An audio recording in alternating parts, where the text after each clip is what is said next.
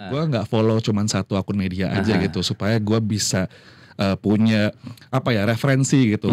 Karena jujur mungkin gue mewakili anak-anak muda dan juga teman-teman di sekeliling gue gitu ya. Kita nggak tahu nih media mana sih sebenarnya yang netral. Karena netral kan tuh maksudnya sesuatu yang kita nilai sendiri gitu. Saya tidak menyebut netral, lebih baik independen. Kalau netral kita tutup mata melihat situasi. Betul. Tetapi kalau independen itu adalah kita bersikap terhadap satu peristiwa. Artinya wartawan adalah memberitakan berdasarkan fakta. Kalau faktanya benar ya kita beritakan benar. Kalau faktanya memang buruk di lapangan kita beritakan buruk.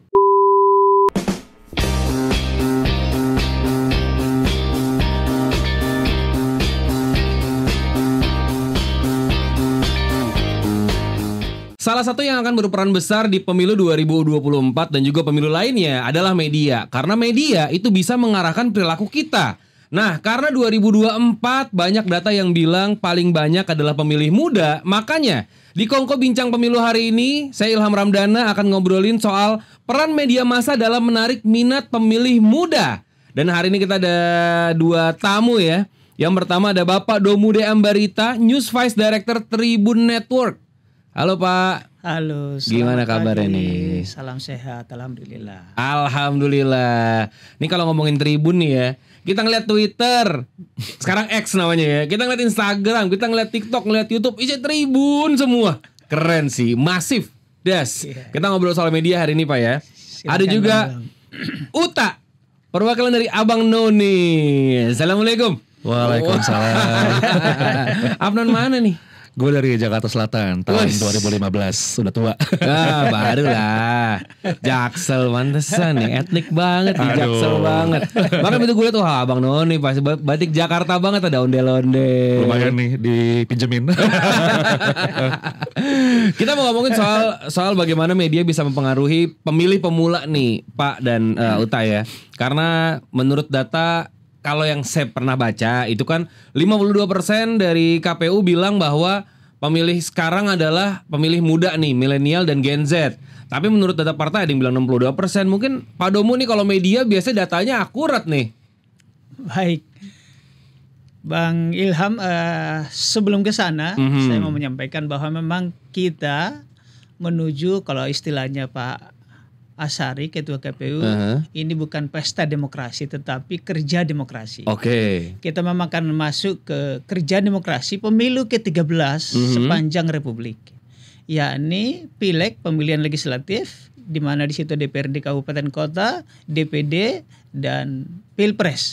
Tanggal 14 Februari bertepatan dengan Valentine's Day. Iya.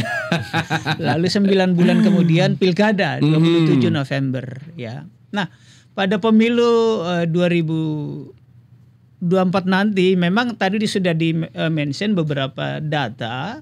Tapi kalau data saya menyebut pemilih generasi milenial itu 66 juta atau hampir 67 juta. Dan generasi X 57 juta, lalu Gen Z 46 juta. Kalau ditambahkan Gen Z dan Milenial itu berarti 111 jutaan. Itu berarti memang lebih dari setengah ya? Lebih dari setengah itu kalau menurut KPU Pak Agus bilang kan 55 sampai 60%. Mengapa sih perlu kita memperbincangkan generasi muda? Karena mereka ini umumnya adalah umur di bawah 34 tahun. Betul. Dan pemilih pemula itu berdasarkan tim survei yang datang ke rumah-rumah itu adalah kelahiran 2005 ke atas. Saya banget tuh. Jadi 2005, 2004, 2003 itu. 2006 belum. Iya, belum benar. Oke. Artinya apa? Mereka ini termasuk putri saya nanti akan pemilih pertama. Wis. Nah, mengapa perlu kita memperbincangkan generasi muda ini kita sebutlah? Karena tadi selain jumlahnya 60%, kita juga perlu lihat bahwa tren pemilu dari tahun ke tahun itu meningkat partisipasi. Tahun 2019 itu 81%, 2019 5 tahun kemarin, artinya tinggi betul. Betul, tinggi. Dan di situ anak muda sudah banyak. Nah, itu dia. Justru itu yang kita harapkan kan. Karena kalau misalnya si anak-anak muda golput Bahaya banget ini, lebih dari setengah gitu.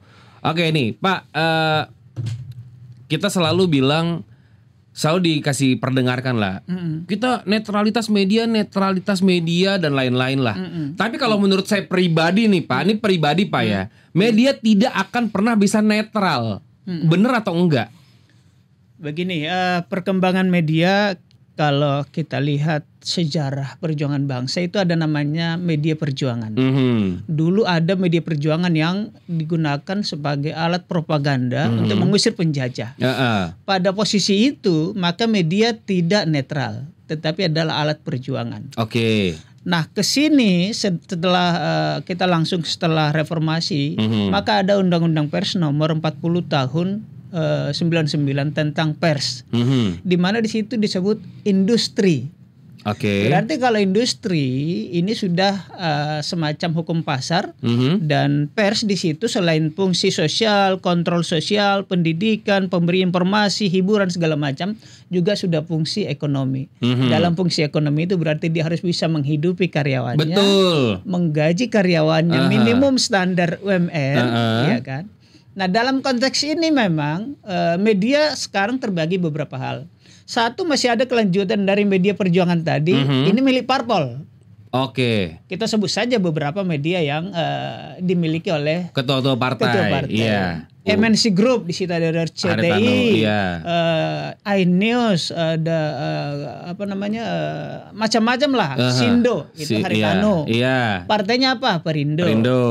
Di sekarang ini pendukungnya Ganjar. Iya. Oke, karena sudah bergabung mendukung Ganjar. Di sisi lain ada partai Metro Surya Paloh, ada Media Indonesia di situ. Ada Metra Surya Paloh, ini pendukung Anies. Okay. Ya. Lalu ada juga media TV One, Golkar ya. TV One, dulu Abu Rizal Bakri, Golkar. Nah, memang ada beberapa media selain yang partisan tadi, masih ada independen. Kami di grup Kompas Gramedia, kami mempunyai banyak media. Tribun misalnya, Tribun Network mengelola 23 koran. Jadi koran kami mulai dari Aceh, ada Seram Indonesia, Sriwijaya Pos di Palembang, dan sampai Surya di Surabaya, Pos Kupang. Masih ada 23 koran kami. Wih, keren. Lalu cetaknya juga masih? Masih, dan masih eksis. Wow. Ini menjadi menarik nanti bahwa koran ini dibaca tentu generasi baby boomers dan X, bukan milenial. Barangkali kalau anak mahasiswa, anak SMA udah jarang baca koran karena mereka digital. Nah, kalau tadi kami di generasi X dan baby boomers yang koran, anak muda kami layani. Tadi sudah disinggung. Mengapa sih Tribun ada di mana-mana? Karena memang begini. Kami memahami sejak 23 Maret 2010 akan masuk ke digital. Oke. Mengapa? Karena dulu tanda-tanda zaman bahwa print akan mulai terdisrupsi. Iya. Maka kami masuk ke online. Nah, sekarang Tribun hadir di 35 provinsi.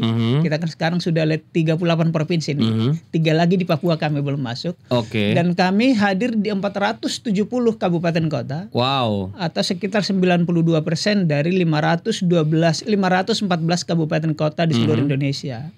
Nah, di setiap kota kami mengelola media yang tadi print, kalau ada printnya, tapi sekarang sudah banyak media tanpa print. Jadi digital ini, bagaimana kami mendekatkan diri dengan masyarakat? Kami membuat akun-akun media sosial, dan itu membuat engagement di Twitter, di TikTok, di Facebook, di macam-macam. Nah, dan itu dibangun per lokal. Misalnya di Cirebon ada Tribun Cirebon. Kami buat akun Tribun Cirebon di mana anggotanya berarti warga Cirebon dan sekitarnya. Iya, tapi kalau misalnya Tribun nih Pak, itu netral atau arahnya mengarah ke salah satu nih? Oke, tadi saya tegaskan di situ. Kalau yang partai tadi saya tidak menyebut mereka pasti pro, tetapi masyarakat bisa membaca. Nah, masih ada media-media yang saya tidak menyebut netral, lebih baik independen.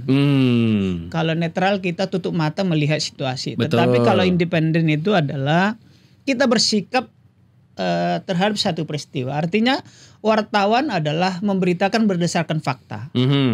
Kalau faktanya benar ya kita beritakan benar. Kalau faktanya memang buruk di lapangan kita beritakan buruk. Nah, independen itu apa?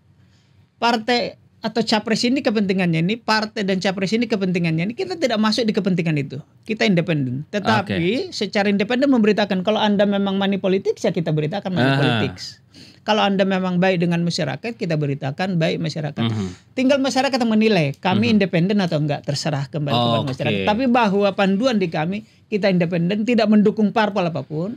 Dan saya sampaikan Bang Ilham, saya termasuk di tim perumus panduan pemilu di Kompas Gramedia dan Tribun. Kami wartawan terutama tidak boleh ikut tim sukses. Tidak boleh ikut panitia seleksi pun untuk KPU segala macam. Tidak boleh ikut konsultan politik. Istri saya atau saudara saya caleg saya harus melaporkan. Kayak ASN ya Pak ya? dibuat iya. Tapi begitu, memang bagusnya kayak gitu kan sebenarnya, biar kita lebih ya mau netral nggak netral, tapi paling nggak ada koridornya yang nggak bisa dilanggar. Betul. Tapi kalau Uta nih, perwakilan anak muda lah, Apnon, masuk Apnon kan berarti ya paling nggak lu pinter, lu gaul gitu kan ya. Kalau lu lihat sekarang gimana sih fenomena netralitas media dalam pemilu nih? Ini yang simple dan santai aja. Oke, kalau dari anak muda tuh sebenarnya kan kita terpapar sama banyak media ya gitu. Karena kita ya konsumsi media sendiri kan di anak muda juga udah berubah gitu ya. Tadi yang seperti Bapak sampaikan, kita mungkin nggak baca koran, mungkin juga nggak nonton TV gitu. Tapi kita sangat mungkin hampir 24 jam kita selalu terpapar sama informasi yang sangat cepat gitu, yang lewat sosial media gitu. Nah, banyak banget nih. Semua bisa memberitakan apapun dan siapapun, nggak cuma akun media, tapi juga influencer. Maksudnya ya teman-teman kita sendiri juga kan sebenarnya bisa jadi media lah, karena mereka bisa berkata apapun dan melaporkan apapun. Citizen gitu. journalism lah ya. Citizen journalism, betul. Nah, sebenarnya itu merupakan sebuah privilege buat anak muda, tapi juga bisa menjadi threat juga tuh, ancaman. Karena kan nggak semua informasi itu benar gitu. Ya ada yang mungkin memihak, nggak netral dan lain sebagainya gitu. Paling kalau dari gue sih ini gimana gue menyikapi itu ya gitu. Gue nggak follow cuman satu akun media aja gitu, supaya gue bisa punya referensi gitu. Karena jujur mungkin gue mewakili anak-anak muda dan juga teman-teman di sekeliling gue gitu ya. Kita nggak tahu nih media mana sih sebenarnya yang netral. Karena netral kan tuh maksudnya sesuatu yang kita nilai sendiri gitu. Betul. Mungkin media politik juga bisa aja bilang kalau mereka netral, memberitakan sesuatu yang fakta lah gitu. Tapi kan ya lagi-lagi gitu, yang perlu kita sikapi adalah kita harus follow banyak media, kita harus terpapar banyak informasi supaya kita bisa select nih yang mana sebenarnya yang sesuai sama faktanya gitu. Jadi ketika kita dapat informasi, kita harus pilah-pilah lah gitu. Betul. Paling enggak sih sebelum kita share terutama ya, kita cross check dulu dari beberapa sumber ya, apakah tuh bener atau enggak. Betul. Bahkan bukan sebelum share, tapi sebelum percaya. Itu gitu. Juga tuh, sebelum percaya. Karena ketika kita baca headline aja tuh sebenarnya kan ada emosi yang tersulut gitu mungkin, atau ada kita tuh akan terimpact gitu sama berita tersebut. Nah, sebelum kita invest perasaan itu, sebelum kita terkena impactnya, kita perlu cross check dulu biar gak kegocek nih gitu. Betul sekali. Pak Domu, ini ada hal yang saya pengen banget tanyain. Udah lama nih ya. Saya tuh sebel banget. Saya udah unfollow beberapa akun media besar yang sangat mainstream. Saya unfollow gara-gara clickbaitnya sangat menyebalkan gitu loh. Itu kenapa sih Pak? Memang apa yang terjadi sih? Karena gini, mending deh kalau misalnya nyerempet atau gimana gitu ya. Kalau misalnya gini, ada berita tentang ini kata Ilham soal dicalonkan menjadi wakil presiden. Nah, walaupun di dalamnya dia cuma ngomong kayak ya kita lihat nanti. Nah, itu kan sering tuh media kayak gitu kan. Tapi banyak juga yang judulnya apa, isi itu beda banget Pak. Apakah itu nggak diatur di kode etik jurnalistik gitu? Ya. Bang Ilham, kita memang sekarang sedang memasuki new era media. Sebelumnya kita sangat akrab di media print, sekarang masuk ke digital rame-rame. Boleh dibilang kan digital ini rame betul setelah 2010. Parah. Dan belakangan makin rame karena pandemi, kita dipaksa bekerja dari rumah, mau tidak mau harus menggunakan smartphone dan segala macam. Nah, media tadi yang saya sebut menuju keseimbangan baru, era baru memang, Bang Ilham. Menurut data Dewan Pers tahun 2019 itu ada 44.000 domain Bush. Dan yang terverifikasi kurang dari 5%. Oke. Terbayang. Aha. Mungkin sekarang ada 60-an ribuan. Membuat domain seperti membeli kacang di warung. Nah, dalam konteks ini semua orang tadi disebut citizen journalism, blogger-blogger bisa sekarang bikin media. Benar. Nah, apa sih aturan untuk bermedia? Antara lain kan menurut Undang-Undang Pers, dia bentuknya harus perseroan terbatas, nggak boleh pribadi. Jadi harus perseroan terbatas, harus dicantumkan alamat, nama penanggung jawab, dan kalau ada apa-apa bisa dia digugat ke Dewan Pers. Nah, harus ada institusinya lah gitu ya. Institusinya, oke. Lalu clickbait. Tadi saya sebut orang mencari, ibarat anak muda masih mencari-cari identitas. Tapi kalau makin ke sini Bang Ilham dan Bang Uta, makin ke sini media makin selektif. Sebab kalau dia seperti tadi makin banyak di unfollow orang, itu kerugian buat dia. Iya. Dan sekarang sanksi yang paling gila-gilaan adanya adalah dari digital platform kayak YouTube. Anda boleh 10 juta subscriber, tapi kalau melakukan 3 kali pelanggaran, out. Oke. Media misalnya Anda membuat pelanggaran pornografi, sadistis, pembunuhan, out. Oke. Jadi sekarang media makin kesini makin selektif. Selain tadi kesadaran masyarakat makin tinggi, maka saya berharap kepada semua termasuk kami juga di Tribun agar hindari, buang cara-cara clickbait yang hanya membuat bombastis padahal isinya enggak. Nah itu dia Pak. Nah di kami sendiri Bang Ilham sekarang, kalau dulu kita akui 5 tahun lalu ada berita di media sosial langsung di capture muat. Itu tadi yang masih mencari identitas. Benar. Soalnya kan kalau misalnya kita ngomongin sosial media, salah satu aturan tidak tertulis yang wajib dan valid adalah kecepatannya kan. Betul. Iya. Ketepatan atau verifikasi menjadi unsur nomor 2. Sekarang enggak. Di kami sendiri ada namanya klasifikasi viral news. Artinya bersumber dari media sosial, tetapi Anda tidak boleh unggah langsung bahwa Ilham sebut tidak akan memilih capres ini. Nggak boleh. Oke. Tapi harus verifikasi dulu. Bang Ilham, benarkah itu status Bang Ilham? Oke. Oh iya benar. Benarkah tidak akan memilih ini? Mengapa? Oh karena dia jelek ini. Nah, tidak boleh di situ. Kami harus konfirmasi, ini namanya check and recheck dan cover both side. Pak Capres, benarkah Anda melakukan seperti di Bang Ilham? Kalau itu sudah terkonfirmasi baru boleh dimuat. Wah, kalau itu sih keadaan ideal ya. Kalau misalnya kayak gitu bisa terjadi di semua, itu bakalan bagus banget nanti. Bro, ini kita judulnya adalah peran media massa dalam menarik minat pemilih muda gitu ya. Menurut lu nih, emang bisa ya sebuah media itu mempengaruhi behavior seseorang? Menurut lu gimana? Bisa tentu. Karena ya lagi yang tadi gue sampaikan juga gitu bahwa ini ngomongin anak muda gitu ya, apa yang mereka lihat di sosial media tuh mempengaruhi mereka gitu. Jangan ngomongin politik deh, misalnya mereka menjunjung, misalnya kayak bukan menjunjung ya, misalnya kayak mengagumi satu influencer, mereka pakai misalnya baju merek A gitu ya karena bagus, akhirnya dipakai juga sama yang follow gitu. Itu kan kejadian juga sebenarnya sama preferensi politik, sama ya mungkin si influencer A dan B ini dukung siapa gitu. Karena ya begitu bagaimana sekarang orang tuh terpengaruh gitu ya, karena mereka melihat dari apa yang dilihat di sosial media gitu. Jadi ya jawabannya ya iya bisa banget gitu. Media itu sangat mempengaruhi bagaimana kita berpikir dan juga membuat keputusan gitu. Tapi menurut lu wajar nggak sih kalau misalnya seorang influencer gitu ya, atau misalnya seorang public figure itu terang-terangan mendukung salah satu paslon tertentu? Menurut lu wajar atau enggak? Karena kita tahu ya, tahun kemarin lah, pilkada kemarin, Pandji Pragiwaksono dukung Pak Anies ya kan. Wah, dihujat abis-abisan. Nah, sebenarnya itu kan hal yang lumrah aja. Kita kan warga negara juga nih. Kita punya jagoan, ya kita bela gimana cara jagoan kita menang ya kan. Menurut lu gimana? Menurut gue tergantung konteksnya ya, gitu apa yang di-share sih. Sebenarnya kalau seandainya kalau menurut gue nih ya, kalau kita menunjukkan preferensi kita terhadap salah satu paslon gitu, menurut gue itu masih nggak apa-apa gitu. Nah tapi tergantung caranya. Kalau misalnya dengan cara yang misalnya merusak reputasi paslon lain, black campaign, dan itu baru mungkin nggak boleh ya. Tapi mungkin nanti Pak Domo bisa lebih share tuh gimana sih sebenarnya kode etik bersosial media yang baik gitu Pak ya.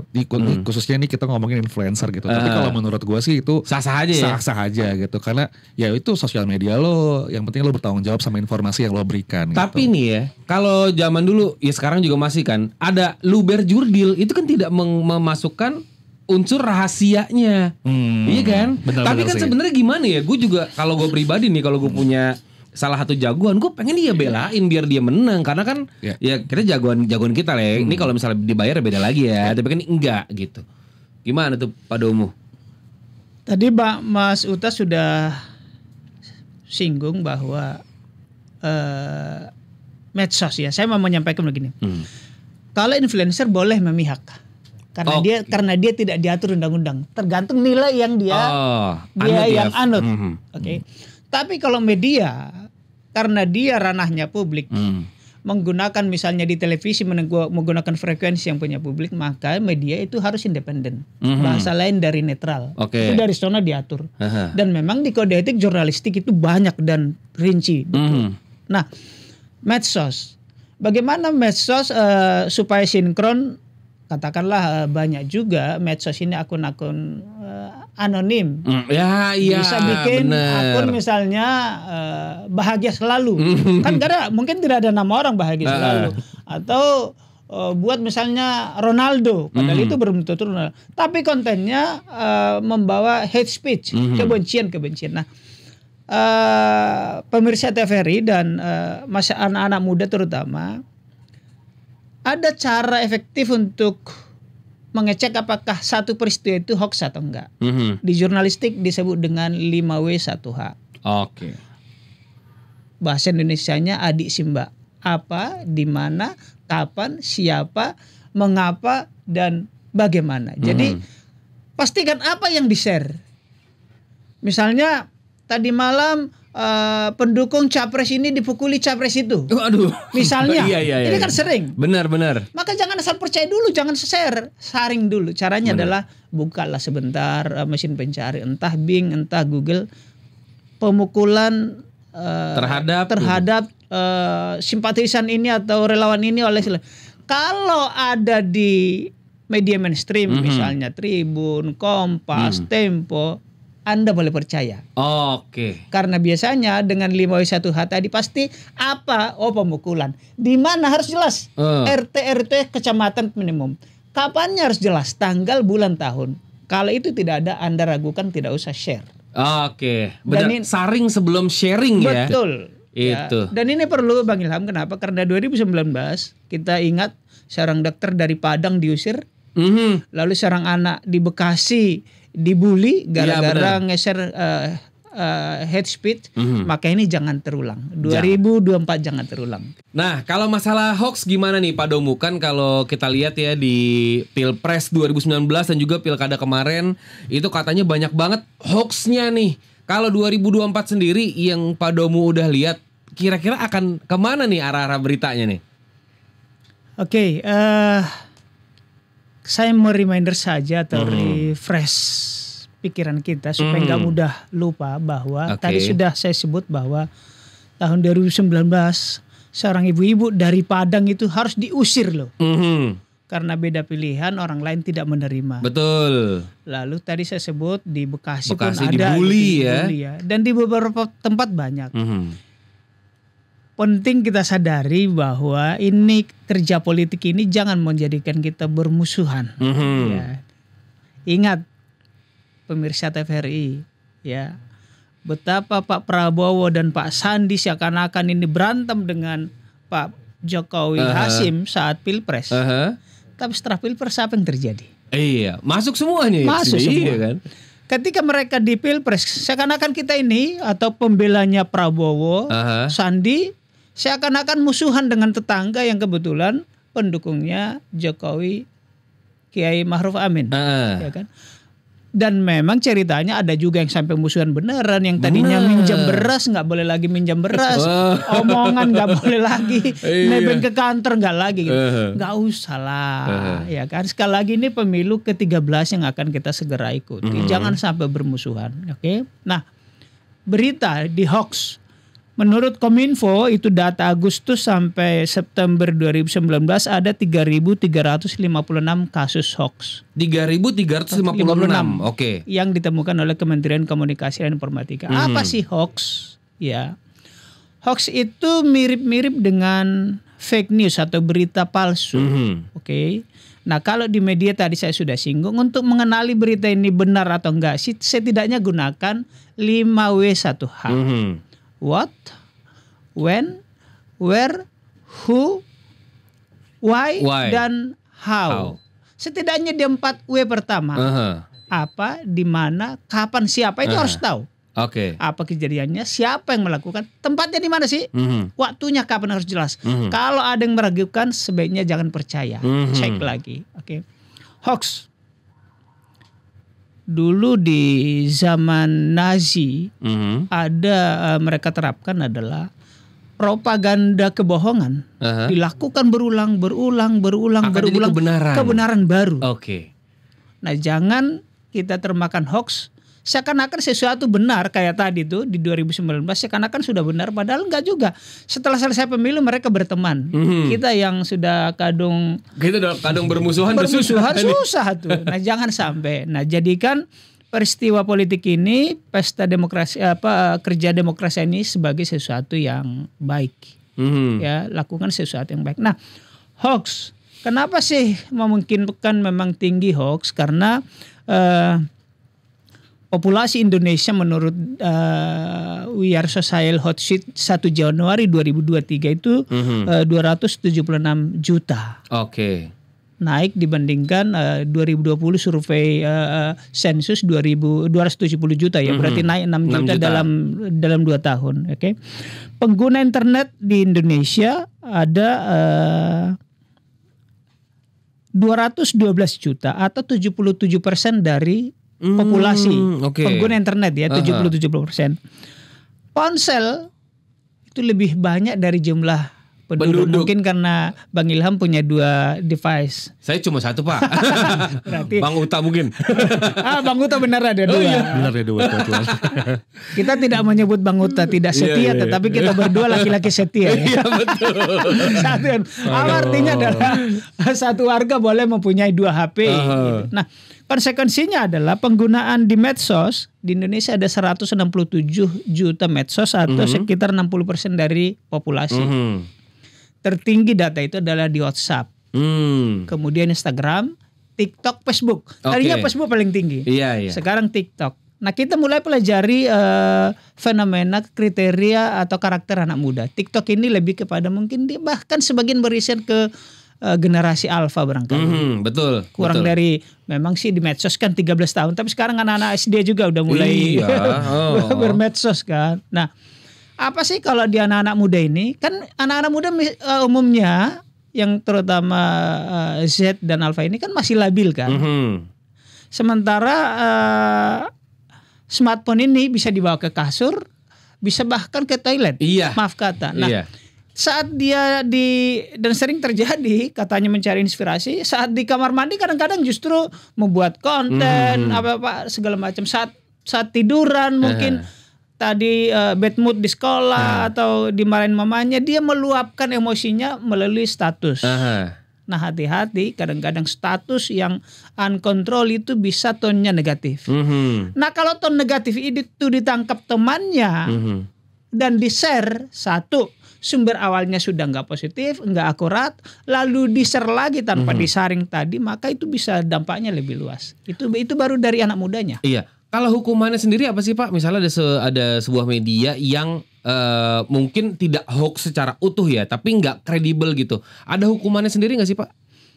Ada 2. Setidaknya saya mau sebut hukum positif atau hukum negara dengan hukum sosial. Oke. Nah, masyarakat terhadap media yang sering membuat hoax, katakan ini akan berjalan memang. Masyarakat akan menjadi pemutus seperti tadi Bang Ben. Ya udah unfollow.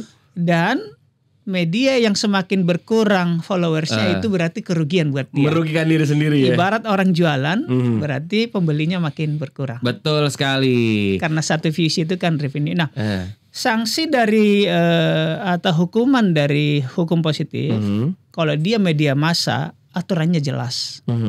Ya, bisa dilaporkan ke Dewan Pers. Misalnya nih, mewakili Abang Nona Jakarta, Mas Uta. Bang Uta tidak senang konten berita satu media atau hoax atau dia sengaja tidak berimbang sesuai dengan kode etik jurnalistik, laporkan saja ke Dewan Pers. Maka Dewan Pers akan memanggil media ini, namanya nanti proses mediasi. Jadi Dewan Pers memanggil media A, Anda dilaporkan oleh Mas Uta, laporannya ini mediasi. Lalu itu dipertemukan, konfrontir, adjudifikasi. Jadi isi dipertemukan. Saya kebetulan karena mengurusi tadi berbagai media di daerah sering ke Dewan Pers. Jadi masyarakat pun berhak. Nah, kalau dia ada media benar akan dilayani oleh Dewan Pers. Tapi kalau medianya abal-abal, tidak terverifikasi, tidak punya izin segala macam, urusannya adalah ranah pidana. Yang kena undang-undang ITE. Betul. Informasi dan transaksi elektronik. Jadi kenanya di situ. Atau undang-undang KUHP pidana. Pidana berarti pribadi. Jadi dua hal, kalau media ke Dewan Pers, karena memang dari awal prinsipnya adalah cek, verifikasi, balancing, cover both side. Dan tidak punya etikat buruk, itu di Dewan Pers. Di masyarakat, maka hati-hati juga saya sebut, kalau Anda menyebar hoax, hukumannya adalah undang-undang melanggar ITE atau KUHP, berarti sanksi pidana. Ribet cuman gara-gara gini di penjara loh. Iya kan? Gara-gara share. Gara-gara share nggak dipikir dulu. Kalau Tani lo kan selain di Apnon lo juga mewakili, ya lo bekerja juga lah ya. Dari pekerjaan lo kan akan banyak berhubungan dengan data-data lah gitu. Gimana kalau menurut lo ngelihat hoax itu sendiri gimana sih? Wah, serem sih ya, kayak lo bisa dapat hoax tuh kapanpun dimanapun gitu, bahkan dari ruang lingkup terdekat kita, terkecil kita, yaitu keluarga gitu. Ya sebenarnya itu tadi Pak Domo udah sempat bilang kalau kita dapat berita tuh harus dicek dulu, harus ya gunakanlah search engine gitu untuk memverifikasi berita tersebut benar atau enggak. Kemudian kalau tadi gue juga sempat bilang kalau follow lah beberapa akun berita gitu, supaya kita tuh terpapar beberapa informasi, gak cuma dari satu gitu. Nah tapi edukasi itu jangan sampai di kita doang gitu, karena ya Gen Z dan millennials mungkin adalah orang-orang yang melek teknologi gitu, terpapar dengan banyak informasi. Tapi ada juga nih generasi yang mungkin juga rentan terhadap hoax gitu, yaitu generasi orang tua kita gitu. Mungkin yang ya kita sering mungkin dialamin juga sama kita semua gitu. Kalau ibu bapak kita mungkin suka share apa-apa di Messenger gitu ya, di grup-grup keluarga gitu, bahwa ada berita apa langsung di-share aja. Itu kan juga sebenarnya kan bagaimana generasi senior gitu ya rentan terhadap hoax gitu. Jadi kita juga harus edukasi apa yang kita tahu nih ke orang tua kita gitu, atau ke teman-teman yang lebih senior. Iya, setuju gitu banget sih, setuju. Tapi kalau misalnya nih, ini kan sekarang yang sekarang nih ada 3 pasang paslon presiden nih yang sekarang baru ada. Lu udah menetapkan pilihan belum sih, hati kemana gitu? Gue masih riset sih ya. Iya kan, swing voters kita tuh masih swing voters. Betul. Tapi apa yang nanti akan membuat lu memilih salah seorang calon gitu? Apa yang akan membuat milih mereka? Gini sih, sebenarnya juga gue pengen sampein ke beberapa teman-teman satu generasi lah ya, di mana kita tuh mungkin masih mencari-cari tahu gitu, dan mungkin ada beberapa teman-teman yang juga nggak peduli mungkin sama politik gitu.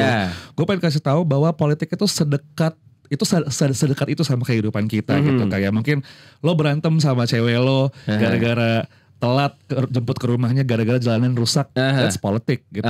Kayak harga tiket konser mahal, itu politik loh, itu bagian dari politik. Makanya jangan sampai kita tuh apatis sama politik cuman gara-gara kita ngerasa itu tuh related sama hidup kita gitu. Jadi apa yang lo pilih, apa yang nanti menjadi pemimpin, siapa yang akan jadi pemimpin kita tuh akan mempengaruhi hidup kita banget di day to day gitu, in daily basis gitu. Jadi ya cari tahu apa programnya, apa yang nanti akan mempengaruhi lo secara secara pribadi, secara langsung gitu, dan tidak langsung gitu.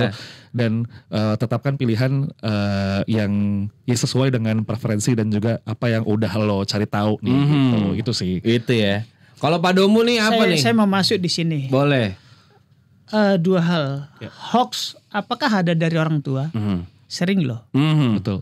Karena keluarga yang bahaya tuh Pak sekarang. Itu bahaya loh. Itu tuh saya sebut ayah mertua 76 tahun. Oke. Kadang-kadang di-share kasus penculikan anak. Itu kan heboh kan? Iya. karena public alert heboh gitu. Bener nggak sih? Setelah saya cek enggak. Lalu saya ingatkan, Pak, hati-hati share informasi. Nah kadang-kadang memang orang tua dapat informasi begitu karena emosional langsung share. Nah anak muda sudah banyak gunakan mesin pencari. Jadi untuk hal ini beberapa anak muda udah enggak. Jadi aman lah ya. Yang hoax tadi bukan hanya anak muda. Lalu hoax, walaupun tadi kita sebut bahwa banyak hoax, bukan berarti kita meneror mental anak muda jangan main politik. Saya sepakat dengan Bang Uta bahwa memang ada istilah menyebut politik itu busuk, politik itu kotor. Tidak sebenarnya juga. Sebab segala sesuatu infrastruktur kah? Ada gubernur yang baik, ada bupati yang baik karena peduli rakyatnya, infrastruktur baik. Contoh baru-baru ini di Lampung, jalan buruk. Itu apa? Karena kebijakan politik. Lalu manfaat medsos, orang nanam pisang lalu ikan viral, presiden datang kunjungi gitu ya. Nah maksud saya sekali lagi bahwa jangan takuti politik. Kalau orang-orang baik tidak masuk ke politik, isinya orang jahat semua nanti. Ya kan? Kita butuh orang-orang oke lah. Pak Jokowi tingkat kepuasan masyarakat 71% lebih. Kita butuh di semua kabupaten kota yang 514 dikurang 6 Jakarta yang administratif berarti 508 kabupaten kota di seluruh Indonesia itu orang-orang baik.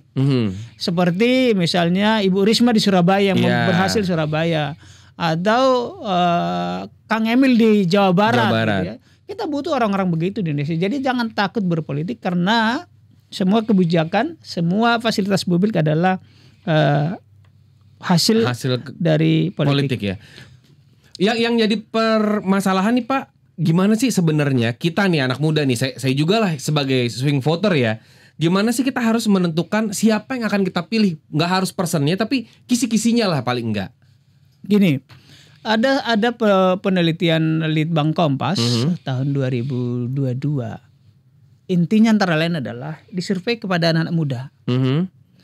Anak muda sekarang banyak hidup antara lain kongko-kongko, pengen ada hotspot, tapi sambil mereka mulai berdiskusi, kayaknya masa depan gua kok agak suram ya.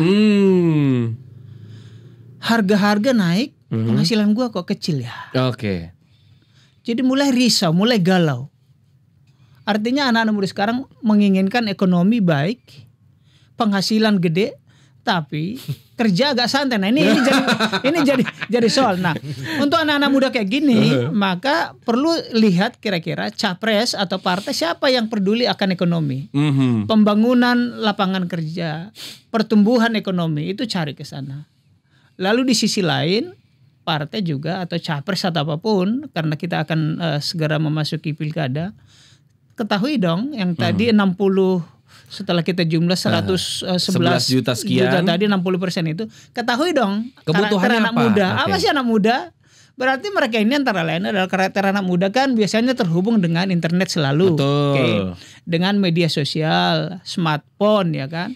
Dan jangan salah, mungkin Bang Uta juga, anak muda sekarang sudah menggunakan demokrasi loh. Contoh kecil adalah saya pernah membeli satu barang, saya keliru. Apa kalau dikirim ke rumah? COD. Saya beli sekitar 750.000, sampai di rumah barangnya sekitar 150.000. Oh ya? Saya dikerjain anak-anak. Papa sih nggak nanya kita gitu. Bagaimana caranya? Anak-anak rupanya kalau mau beli sesuatu di online shop, dilihat dulu testimoni orang. Sudah banyak belum testimoninya? Iya memang. Tonnya positif, netral atau negatif. Jadi kalau banyak komen itu positif berarti terpercaya. Kalau sedikit komen dan negatif no. Berarti, Nah, saya itu tidak lakukan. Jadi anak muda sekarang sudah terbiasa demokrasi dalam hal itu. Nah, jadi partai dan capres ketahui anak muda. Lalu anak muda sekarang kritis loh. Dan mereka nggak loyal. Lihat, survei Kompas mengatakan Ganjar Januari tahun lalu itu masih tinggi. Tapi karena Ganjar menolak timnas Israel datang ke Indonesia, dia sempat down loh. Artinya anak muda itu cepat berubah, dia memuaskan atau enggak, walaupun Ganjar belakangan naik lagi. Iya, karena swing votersnya kan banyak kan. Bahkan dibilangnya si anak-anak muda ini kita nggak akan terpengaruh sama money politik. Dikasih uang berapapun, lu mau nggak dikasih 200.000 lu pilih siapa? Enggak. Ya enggak kan? Kecil. Enggak, tapi enggak kok. Gue juga kalau mungkin kalau 20 juta gue agak mikir ya. Cuma kan kos politik jadi berapa ya kan? Lo gak bakal mau nih bener nih? 200.000. Nah. Enggak deh, thank you. 300. 20 juta menarik sih. Iya, 20 juta menarik kan. Masalah tuh itu Pak. Ada yang bilang bahwa money politik ini di anak-anak muda tidak akan terlalu berpengaruh banyak. Bahkan ada yang bilang kalau misalnya butuh 100.000 ya sebar amplopnya mesti 200.000 amplop gitu kan. Terus juga ada lagi yang ambil uangnya pilihnya jangan pilih orang ya, kita pilih yang lain. Nah, sebenarnya sejauh mana sih Pak money politik akan masih berpengaruh di pemilu 2024 baik di pileg, pilpres sama pilkada? Money politics baru-baru ini sebelum diumumkan sebagai bakal calon wakil presiden, Caimin menyebut untuk dari Jakarta masuk ke DPR, duduk di Senayan itu butuh modal sekitar 40 miliar. Bukan 40 juta, 40 miliar. Wah, gede kan? Bukan gede-gede lagi Pak, ini saya hidup, Iya kan? meninggal reinkarnasi lagi belum tentu dapat 40 miliar nih masalahnya nih. Iya. Nah, kalau itu yang terjadi, mungkin bisa cek ke belakang. Jangan-jangan orang yang duduk di sana tuh harus money politics. Beda money politics dengan cost politik. Oke. Kalau cost politik misalnya untuk saksi, bikin APK, promosi yang gitu ya. Tapi kalau money politics nyogok orang, pilih Iya. gue ya. Nah barangkali warga harus kita didik jangan mau money politics. Karena kalau itu sama seperti tadi hanya karena 200.000 kau tergadai 5 tahun ke depan. Kalau kau udah terima 1 juta, 2 juta, 5 juta jalan merusak, kau ngomelin wali kota, ngomelin gubernur, bupati atau caleg, nggak ada guna. Kau udah dibeli suaramu 200.000, 1 juta gitu. Nah biasakanlah kritis ya, kita ajak warga ini. Kalau dia bagus pilih lagi. Oke. Saya nggak banyak data, tetapi ini adalah satu fakta. Pak Jokowi 2005 terpilih di wali kota di Solo, dan dia antara lain, saya menulis bukunya Pak Jokowi dan saya kesana 2012 sebelum presiden, ya, sebelum gubernur Jakarta. 2010 pemilihan lagi, Aklamasi katanya. lebih dari 75%. Padahal dia nggak ada keluar uang politik. Tapi apa yang dia lakukan adalah ketika dia menjadi wali kota, gajinya dia untuk rakyat yang ijazah anaknya nggak tertebus, dia kasih. Ada orang mau berobat nggak bisa, dia kasih. Bagaimana cara menyurvei? Dia suruh staf ke rumahnya, lihat rumahnya harus semi permanen, artinya masih ada gedek bambu atau lantainya belum masih tanah atau pasir atau cuma semen diaci biasa, aja, gitu. Nggak pakai keramik gitu. Jadi hal-hal yang sederhana. Nah kalau itu dilakukan para bupati, wali kota, mereka nggak usah money politics pun akan terpilih. Bener, apalagi yang incumbent yang jelas ya. Kedua udah pasti jelas itu jalannya. Lancar. Oke, ini bisa dibilang terakhir nih bro. Coba dong kita anak-anak muda nih ya, lo kasih apa namanya, lo kasih pendapat lo biar si yang menurut data 111 juta ini, yang menurut 60% ini jangan sampai golput. Oke, tadi sih sebenarnya gue udah sampein ya bahwa politik itu sedekat itu sama kita gitu. Apapun sebenarnya diaturnya sama, ya bukan diatur sih, tapi apapun itu berpengaruhnya ke politik lagi gitu. Konser, jalanan lo bagus atau enggak di depan rumah lo gitu. Tapi sebenarnya pengennya ini sih. Jadi tadi senang banget juga denger kalau Tribun tuh kan di mana-mana ya, ada Instagramnya, ada Twitternya, dan lokal banget lagi. Lokal banget. Mata lokal apa tadi Pak? Ini tagline-nya mata lokal menjangkau Indonesia. Mata lokal menjangkau Indonesia. Nah pengennya sih juga mungkin media juga bisa relevan gitu sama anak-anak muda. Karena kan anak kan Gen Z, millennials tuh ada di usia-usia produktif nih. Mereka sekarang milih gitu kan. Dan cara mereka mengkonsumsi media kan juga berbeda gitu. Mungkin ya mereka gak baca koran lagi, ya lebih suka yang konten vertikal yang bisa di slide gitu lah ya itu.